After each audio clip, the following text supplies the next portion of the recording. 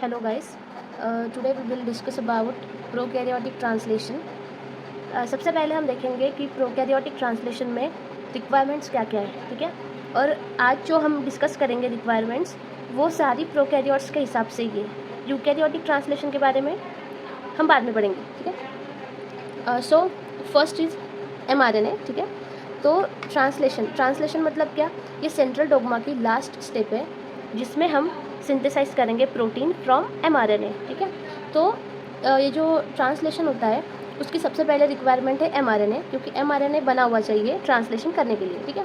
तो जो प्रोकैरियोट्स का mRNA होता है वो मेजरली दो टाइप्स का होता है, पॉलीसिस्ट्रोनिक और मोनोसिस्ट्रोनिक। उसमें से 90% mRNA इन बैक्टीरिया और पॉलीसिस्ट्रोनिक, मतलब उसमें बहुत सारे सिस्ट्रॉन प्रेजेंट होते हैं, उसमें बहुत सारे ORF प्रेजेंट होते हैं, ठीक है। जनरली उसका स्ट्रक्चर देखा जाए तो कुछ इस तरह से दिखेगा। सबसे पहले रहता है SDS और RBS। SDS मतलब शाइन डलगैनो सीक्वेंस, इसी को हम RBS भी बोल सकते हैं। ये होता है राइबोसोमल बाइंडिंग साइट। तो जो राइबोसोम रहेगा हमारा, जो 30S यूनिट रहेगा, स्मॉल यूनिट, वो SDS पे बाइंड होगा, ठीक है। इसलिए हम इसको बोलेंगे RBS, राइबोसोमल बाइंडिंग साइट। उसके बाद आता है स्टार्ट कोडॉन। स्टार्ट कोडॉन और स्टॉप कोडॉन के बीच में हमारा जीन रहेगा, सिस्ट्रॉन रहेगा, जिसका होगा प्रोटीन सिंथेसिस, ठीक है, जिससे बनेगा प्रोटीन, है ना। देन अगेन ये सीक्वेंस पॉलीसिस्ट्रॉन्स में ऐसे ही चलता रहेगा। SDS आएगा, फिर स्टार्ट कोडॉन आएगा, फिर ORF आएगा, फिर स्टॉप कोडॉन आएगा, ठीक है। तो पॉलीसिस्ट्रॉन मतलब क्या, जिसमें मल्टीपल सिस्ट्रॉन्स है, उसको हम बोलेंगे पॉलीसिस्ट्रॉनिक mRNA। तो ये mRNA प्रेजेंट रहता है प्रोकैरियोट्स में। ये जो SDS है, ये इस पर कंसेंसस सीक्वेंस होता है इस प्रकार का, AGGU, ठीक है।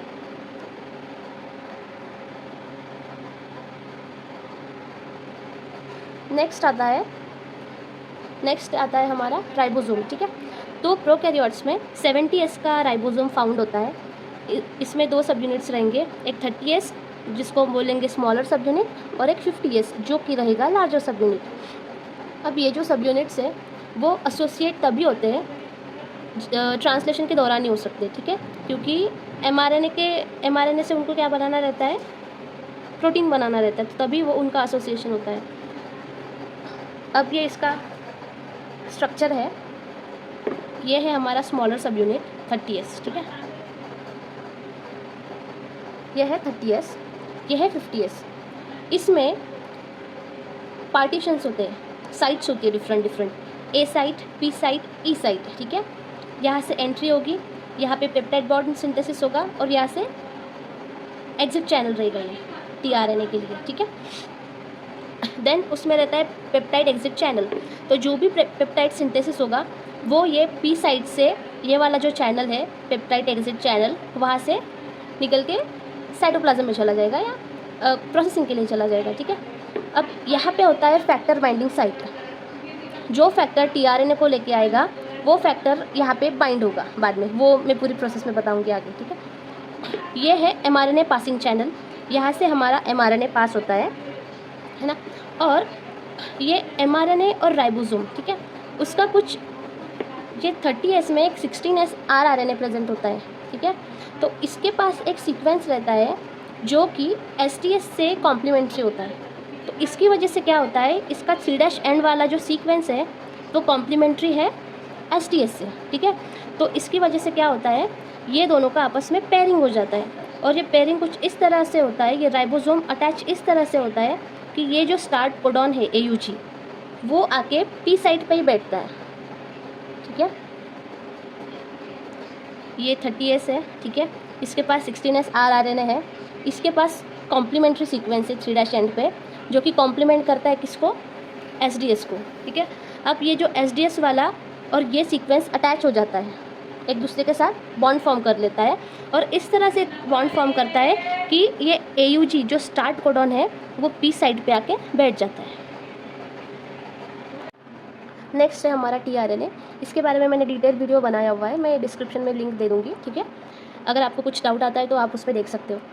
तो ये है tRNA, मैं इसमें बस आपको जनरल स्ट्रक्चर बता रही हूँ। ये कुछ इस तरह से दिखेगा, क्लोवर लीफ मॉडल, ठीक है। अब इसका जो 3' एंड है वो एक्सेप्टर आर्म है, यहाँ पे CCA एंड होता है, ठीक है। अब ये CCA एंड किस लिए होता है, तो ये जो है अमीनो एसिड को एक्सेप्ट करता है।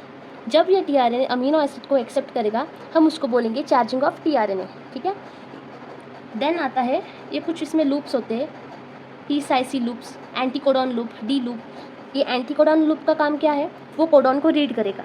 जो एमआरएनए पे कोडॉन होके प्रेजेंट उसको रीड करने का काम ये एंटीकोडॉन लूप करेगा। ये कुछ इस तरह से होगा जैसे कि ये कोडॉन है, ठीक है, एमआरएनए में प्रेजेंट है, यहाँ से कोई टीआरएनए आएगा, इनिशिएटर टीआरएनए, तो यहाँ पे एंटीकोडॉन लूप जो है वो इसके साथ फिक्स हो जाएगा। तो ये दोनों एक दूसरे को रीड करेंगे और उसके बाद फिर हमारा प्रोटीन सिंथेसिस होगा, ठीक है। और एक चीज़, जो इनिशिएटर आरएनए होता है वही पी साइड से आता है, उसके बाद वाले सारे टीआरएनए ए साइड से आते हैं, ठीक है। इनिशिएटर आरएनए पी साइड से आता है हमेशा। तो ये एंटीकोडॉन लूप कोडॉन को रीड करेगा। Next is amino aside tRNA synthesis. तो ये एक एंजाइम है, ठीक है, जो हमें रिक्वायर्ड होता है टीआरएनए को चार्ज करने के लिए, ठीक है। और टीआरएनए की चार्जिंग कैसे होती है, जब अमीनो एसिड टीआरएनए पे इस सीसीए एंड पे अमीनो एसिड आ जाएगा हम उसको बोलेंगे चार्जिंग ऑफ टीआरएनए। तो ये किस एंजाइम से होती है, अमीनो असाइड टीआरएनए सिंथेसिस। अब ये सबस्ट्रेट स्पेसिफिक है, ठीक है। अब इसको सबस्ट्रेट स्पेसिफिक इसलिए बोला है क्योंकि specific tRNA specific amino acid के साथ ही जाना चाहिए, ठीक है, इसलिए हम इसको बोलेंगे सबस्ट्रेट स्पेसिफिक। अगर ग्लाइसिन का अमीनो एसिड है तो टीआरएनए भी ग्लाइसिन का ही होना चाहिए, ठीक है। अब ये कैसे होता है टीआरएनए और अमीनो एसिड, ये जो एक्सेप्टर आर्म है वो कैसे रिकॉग्नाइज करेगा कि जो भी अमीनो एसिड आ रहा है वो टीआरएनए का ही है, ठीक है, टीआरएनए स्पेसिफिक है। तो ये सब पॉसिबल होता है ये एंजाइम की वजह से, अमीनो असाइल टीआरएनए सिंथेसिस की वजह से, ठीक है। अब ये कुछ इस तरह से दिखेगा टीआरएनए सिंथेसिस, ठीक है। अब यहाँ पे अमीनो एसिड आएगा, एटीपी आएगा, ठीक है। यहाँ पे टीआरएनए बाद में बाइंड होगा जब इसके साथ अमीनो एसिड जुड़ जाएगा तब। ये है एडिटिंग पॉकेट, ठीक है। ये एडिटिंग पॉकेट क्या करेगा, सपोज कोई अमीनो एसिड है, लेट्स से एलानिन है, ठीक है। अब यहाँ पे क्या हो सकता है, ये इसकी साइज़ तो इतनी है, ठीक है, और एलानिन की साइज़ का, एलानिन की मॉलिक्यूलर वेट का यहाँ पे ऐड होना चाहिए, अटैच होना चाहिए, बट इससे ज़्यादा तो नहीं, बट इससे कम मॉलिक्यूलर वेट वाले अमीनो एसिड्स भी यहाँ पे ऐड हो सकते हैं, जैसे ग्लाइसिन है, ठीक है। एलानिन की जगह अगर ग्लाइसिन यहाँ पे बैठ गया है ना, तो फिर इसको कैसे पता चलेगा कि यहाँ पे एलानिन नहीं है, ग्लाइसिन है, क्योंकि ये पॉकेट तो इतना है। एक तो इस साइज़ का यहाँ पे मॉलिक्यूल बैठेगा या फिर इससे कम वाला भी बैठ सकता है, ठीक है। तो क्या होता है बाद में, अगर एलानिन की जगह ग्लाइसिन बैठ गया तो वो क्या हो जाएगा, इस एडिटिंग पॉकेट में ट्रैप हो जाएगा, ठीक है। और इसकी वजह से ये एंजाइम रिकग्नाइज कर सकता है कि कौन सा अमीनो एसिड टीआरएनए के लिए परफेक्ट है। Now we will start with initiation, ठीक है। अब इनिशिएशन में भी बहुत सारे फैक्टर्स यूज़ होते हैं, IF1 initiator factor 1, initiator factor 2, initiator factor 3। अब ये IF1 क्या करता है, ये ए साइड को ब्लॉक कर देता है राइबोसोम की, 30th राइबोसोम की, ठीक है। अब इसकी वजह से क्या होता है, जो इनिशिएटर टीआरएनए है वो ए साइड पे बाइंड नहीं हो पाता है और इसीलिए उसको पी साइड से एंटर करना पड़ता है। नेक्स्ट है IF2, ठीक है। अब ये IF2 जो है ये क्या करता है, इनिशिएटर आरएनए को रिक्रूट करता है और 50th सब यूनिट को 30th पे रिक्रूट करेगा। नेक्स्ट आता है IF3, ये ई साइड को ब्लॉक करता है और 30th और 50th का एसोसिएशन अवॉइड करता है। Next is initiation mechanism. अब इसको हम 2 स्टेजेस में डिवाइड कर सकते हैं। First one is 30th complex formation and second one is 70th complex formation. तो 30th कॉम्प्लेक्स फॉर्मेशन में क्या होता है, जो 30th राइबोसोम होगा वो IF3 और IF1 के साथ राइबोसोमल बाइंडिंग साइट पे अटैच हो जाएगा, ठीक है। अब ये राइबोसोमल बाइंडिंग साइट पे कुछ इस तरह से अटैच होगा कि ये जो 3' एंड है 16S rRNA का, जो कि कॉम्प्लीमेंट्री है RBS को, ठीक है, तो वो कुछ इस तरह से बाइंड होगा कि ये जो स्टार्ट कोडॉन है AUG ये पी साइट पे आएगा, है ना। ये कौन सी साइट पे आएगा, पी साइट पे आएगा और IF1 इसको ब्लॉक कर देगा ए साइट को। तो फिर जो इनिशिएटर टीआरएनए आएगा वो ए साइट से नहीं आएगा, वो पी साइट से आएगा, ठीक है। वो पी साइट पे आके बाइंड हो जाएगा इस कोडॉन के साथ, स्टार्ट कोडॉन के साथ। तो ये हो गया 30th कॉम्प्लेक्स फॉर्मेशन। अब ये और एक चीज़, प्रोकैरियोट्स में क्या होता है कि जो ट्रांसक्रिप्शन और ट्रांसलेशन है वो साइमल्टेनियस रहता है। जैसे ही ट्रांसक्रिप्ट बन गया mRNA का उसका ट्रांसक्रिप्शन स्टार्ट हो जाता है, क्योंकि उसमें कुछ ऐसा कंसेप्ट नहीं होता है कि एमआरएनए को न्यूक्लियस से साइटोप्लाज्म में ट्रैवल करना पड़ता है, ऐसा कुछ नहीं होता है। तो इसलिए ये साइटोसोल में ही रहता है पूरा उसका जेनेटिक मटेरियल भी। तो इसलिए वो ट्रांसलेशन और ट्रांसक्रिप्शन साइमल्टेनियस प्रोसेस है, ठीक है। Next is 70s complex formation. अब 70s कॉम्प्लेक्स फॉर्मेशन में क्या होगा कि 70s वाला जो राइबोसोम का पार्ट है, जो सब यूनिट है, वो इस कॉम्प्लेक्स को ज्वाइन कर लेगा, ठीक है। अब वो कैसे? सबसे पहले देखेंगे जो IF2 रहेगा ना, वो बैकग्राउंड में काम कर रहा है। उसका काम क्या है? इनिशिएटर टीआरएनए को रिक्रूट करना, ये पहला काम है उसका, ठीक है। अब ये इनिशिएटर टीआरएनए को रिकग्नाइज कैसे करेगा?